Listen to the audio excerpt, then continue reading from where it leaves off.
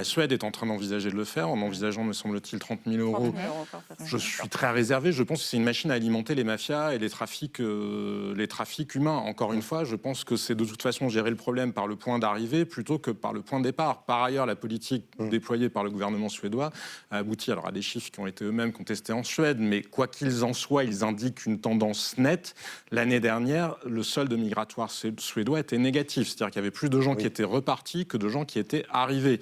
Alors, peu importe que ce soit tout à fait juste statistiquement, ça montre de toute façon une diminution majeure de l'immigration en Suède. Donc ça montre bien que le signal envoyé par les pays de départ, il est quand même reçu par les immigrés. Regardez ce qui s'est passé aux États-Unis entre le mandat de Donald Trump et celui de Joe Biden, qui en substance ont maintenu quasiment les mêmes politiques.